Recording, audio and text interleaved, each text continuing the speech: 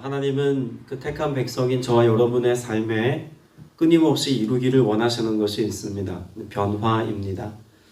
우리의 삶이 죄인에서 의인되는 변화를 기대하시고 원하셔서 예수 그리스도께서 이 땅에 오셔야만 했습니다.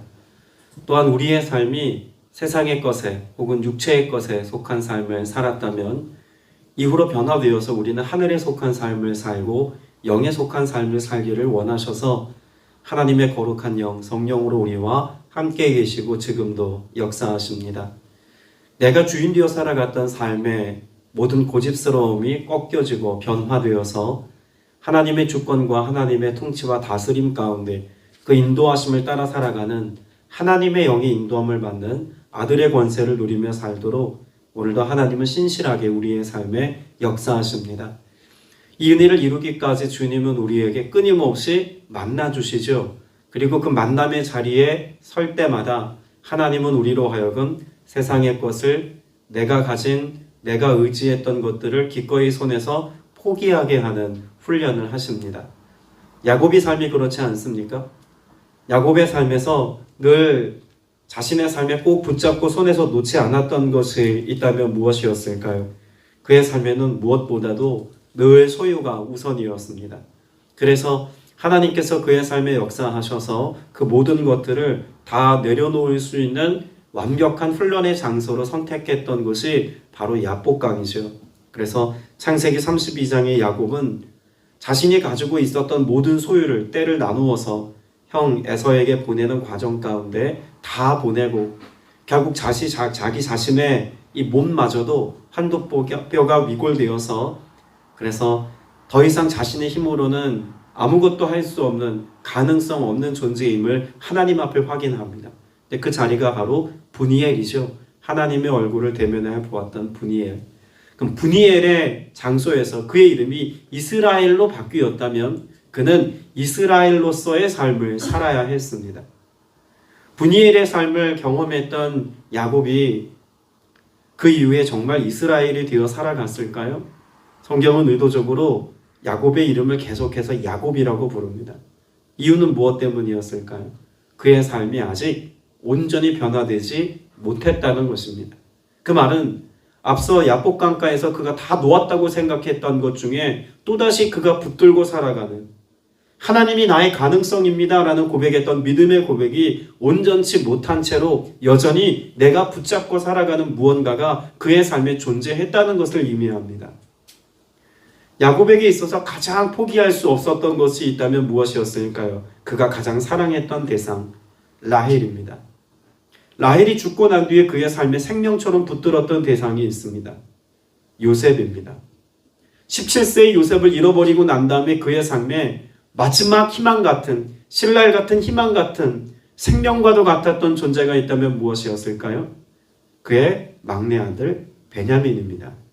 이 모든 것들이 그의 삶에 늘 마지막 보루처럼 그 손이 쥐고 있었던 자기 가능성이고 자기 만족이었고 자신의 기쁨이었을 겁니다. 결국 그것을 하나씩 잃어버리는 장면의 말씀이 기록되어져 있죠. 그리고 43장에 와서 어떤 고백을 하냐면 14절 말씀에 내가 자식을 잃게 되면 이르리로다 라는 고백을 합니다. 결국은 다 놓게 되는 어떤 장면에 도달하게 된다는 거죠. 우린 창세기 38장 말씀 이하부터 요셉에 관한 스토리를 계속 보는 듯 합니다. 그런데 우리가 말씀을 우리가 대면해 보면 애초에 창세기 37장이죠. 이 모든 이야기가 요셉 스토리가 아니라 무엇에 관한 이야기임을 37장 2절에서 말씀하고 있을까요? 야곱의 족보는 이러하니라 요셉이라고 말하죠. 그럼 요셉에 관한 이야기를 지금 하려는 것이 아니라 창세기 후반부의 이 모든 말씀은 누구에 관한 이야기입니까? 야곱 이야기입니다. 더 정확하게 말하자면 야곱이 이스라엘 되는 이야기입니다. 그 야곱이 이스라엘 되어지는 이야기 속에 요셉이라고 하는 그 아들이 중요하게 등장하는 것뿐이지 여전히 이 스토리의 주인공은 야곱입니다. 그럼 야곱의 변화가 언제 제대로 일어났는지를 보여주고 있을까요? 자, 43장 말씀에 보면 계속해서 42장까지 야곱이라고 거론되었던 야곱의 이름이 비로소 43장에 어떻게 불리워지기 시작합니까? 야곱의 이름을 더 이상 야곱이라고 부르지 않고 이스라엘이 이르되라고 하는 말로 계속해 등장합니다. 그죠? 42장까지 야곱이라는 이름이 나오다가 43장부터는 이스라엘이 이르되라고 하는 말씀이 6절에 있고요. 그 이후에도 야곱이 아니라 계속 이스라엘이라는 이름으로 기록되었습니다. 변화됐다는 이야기죠. 그럼 변화의 시점에서 그가 한 고백이 뭐라고요? 손에서 놓았다는 것입니다. 그가 붙잡고 있었던 베냐민, 또 베냐민을 보호해 줄 거라고 여겼던 그의 마지막 남은 소유까지도 손에서 놓는 것을 통해서 그의 삶에 변화가 일어났고 그 변화를 통해서 하나님이 결국 이루려고 하시는 하나님의 뜻이 성취되어짐을 창세기 43장은 보여주고 있는 겁니다. 오늘 우리에게도 하나님이 기대하시는 바가 있다면 무엇일까요? 옛사람의 모습을 가지고 살아가는 것이 아니라 예수 그리스도를 주로 고백하는 하나님의 사람으로 살아가기를 기대하십니다. 43장의 말씀에 기록되어져 있는 야곱이 이스라엘 되어지는 이야기, 오늘 이것은 죄인이 의인 되어진 예수 그리스도를 통한 구원 역사를 우리에게 보여주는 하나님의 은혜에 관한 스토리라는 것입니다. 자, 1절 말씀을 보면은요, 이런 변화가 있기까지 그 땅에 여전히 무엇이 있다고 말씀하고 있나요? 기근이 심하고 라고 말합니다. 그러니까 기근이 심하다는 것이 어느 정도의 심함을 이야기하는 거냐면요, 42장에서 이미 기근이 시작되었습니다. 그런데 그 기근이 아직 끝나지 않았다는 겁니다. 그러니까 여기 기근이 심하다는 것은 이전에 기근이 있다가 좀 나아졌는데 다시 기근이 있고가 아니라 이전에 극심했던 그 가뭄과 그 기근이 계속해서 그들의 삶을 힘들게 하고 또 지치게 하고 넘어지게 해서 더 이상 소망이 없는 상황 가운데 처했을 만큼 기근이 아주 심각한 수준으로 그들의 삶을 괴롭게 하고 있다는 거죠. 자, 그럼에도 불구하고 야곱은 애굽으로 아들들을 다시 내려보내지 않습니다. 왜였을까요? 여전히 야곱의 마음 가운데는 상처가 있고 또 두려움이 있습니다. 요즘 말로 말하면 트라우마가 있는 거죠. 형제들과 함께 있었던 요셉을 잃어버렸던 트라우마가 이 야곱에게는 있습니다. 그런데 어찌된 일인지 이 지금 애굽 땅에는 또 다른 자녀가 지금 볼모로 잡혀 있죠. 르우벤이 잡혀 있고, 그 르우벤을 잃어버린 것도 지금 마음이 한켠 속상한 일인데 자신의 삶의 그 어떤 것보다도 지금 애지중지하는 이 베냐민을 데리고 가서 애굽에 간다면 이 아들들을 믿지 못하는 겁니다. 아들들이 어떻게 이 베냐민을 지켜낼까 염려가 되고 걱정이 되고 이걸 잃어버리지 않기 위해서 전전긍긍하다가 결국 시기를 놓치고 맙니다. 나중에 유다가 이 아버지를 설득하는 과정에서 10절 말씀에 보면 어떤 이야기까지 합니까? 우리가 지체하지 않았다면 애굽 땅 벌써 2번 왔다 갔다 했을 겁니다. 라고 하는 말로 아버지를 설득하죠. 그만큼 지금 야곱의 마음 가운데는 그 두려움이, 그 생각하는 어려운 일이 미칠까봐 전전긍긍하고 있는 모습을 봅니다. 그래서 4절에도 보면 이렇게 이야기하죠. 아버지께서 우리 아우를 우리와 함께 보내시면 우리가 내려가서 아버지를 위하여 양식을 사려니와 아버지께서 만일 그를 보내지 아니하시면 우리가 내려가지 아니하리니. 그럼 야곱의 다른 아들들 역시도 애굽에 내려가고 싶어도 못 내려가는 상황이라는 것을 보여줍니다. 그런 우리의 삶에는요, 이렇게 기근이 심한 것처럼 해결해야 되는 아주 중요한 삶의 어려운 문제가 남아있음에도 불구하고 이걸 방치해두거나 마치 없는 것처럼 외면하며 살아가는 삶의 문제가 있기 마련입니다. 그것이 자녀 문제인 경우에는 더더욱 심각한 수준에 이르게 되죠. 마치 야곱과 같습니다. 재정의 문제일 수도 있을 것이고 일과 직장과 일터의 문제일 수도 있을 겁니다. 교회 공동체 안에서 겪는 어떤 삶의 영적인 기근일 수도 있을 겁니다. 그 기근이 무엇인지 간에 이거 그대로 방치해두면 우리의 삶은 결국 하나님의 뜻을 이룰 수 없는 겁니다. 삶이 어려워진다가 아니라 하나님의 뜻을 이룰 수 없다는 게 중요한 겁니다. 야곱이 지금 버티고 있는 거죠. 내가 마지막 보루라고 여기는 이것을 지키느라고 하나님의 뜻이 성취되어지는 이 모든 과정을 아직 경험하지 못한 겁니다. 이 일을 중재하고 나선 사람이 있습니다. 아버지의 고집스러움을 꺾을 수 있는 사람. 아버지가 이렇게 마지막까지 손에 쥐고 있는 것을 놓지 않을 때 이것을 놓게 만들었던 사람이 있습니다. 누구일까요? 유다입니다. 오늘 말씀에 보면 유다가 이스라엘, 그 아버지 이스라엘에게 이렇게 이야기하죠.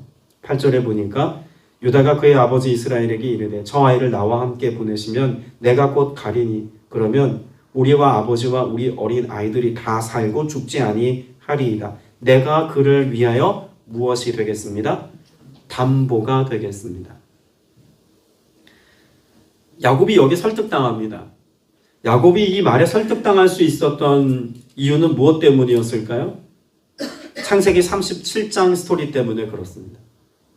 창세기 37장에 보면 야곱이 그의 이 자녀들에 관한 이야기를 하고 있죠. 창세기 38장에 이 창세기 38장에 유다에 관한 이야기가 등장하고 있는데 이 유다가 아들을 다 잃었습니다.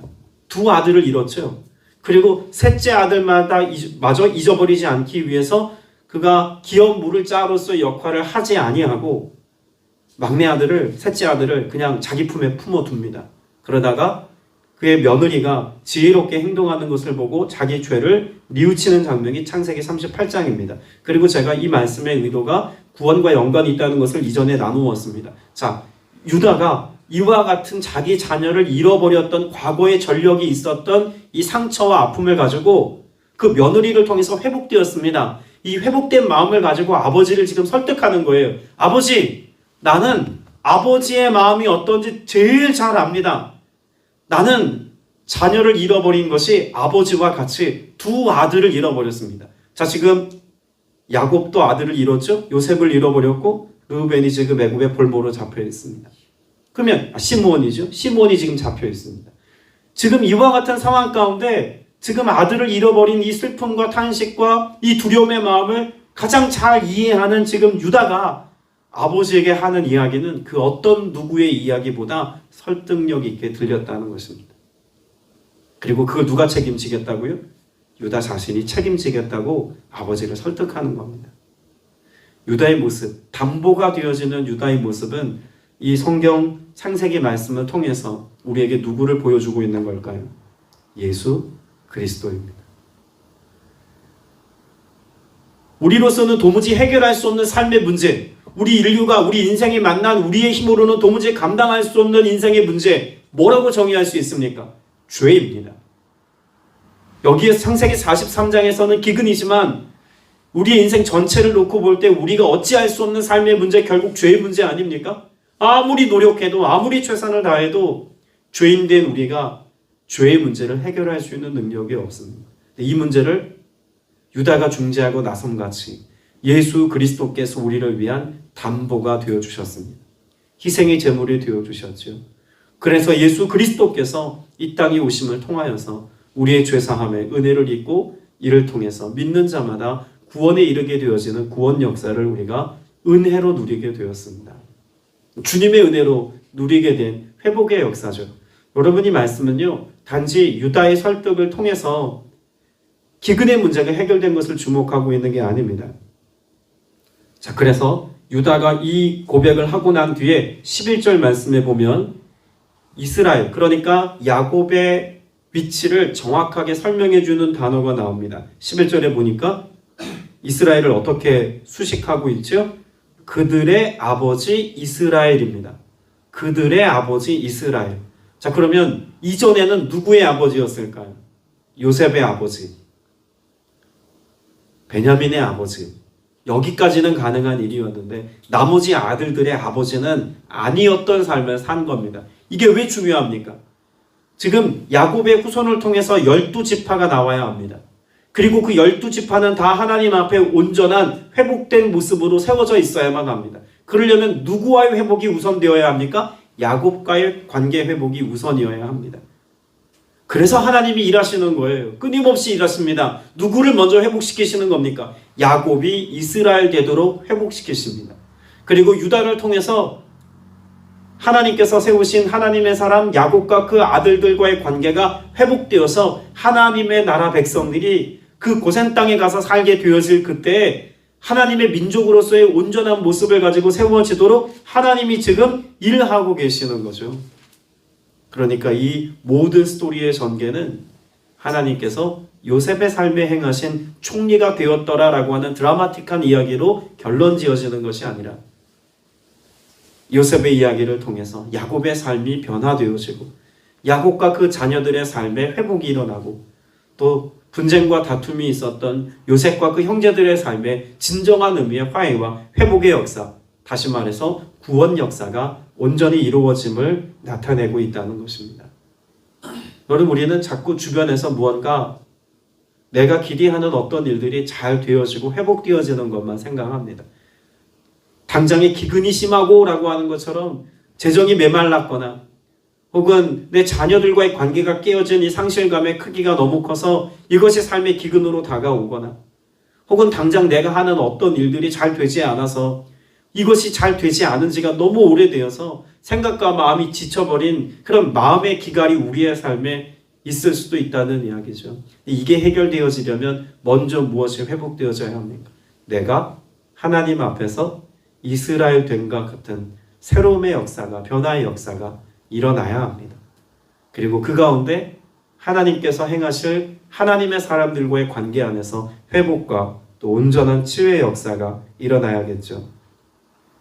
그렇게 놓고자 하니까 야곱의 삶에 붙잡고 있었던 것들이 다시 한번 여실히 드러납니다. 이 야곱이요, 베냐민만 붙잡고 있었던 게 아니에요.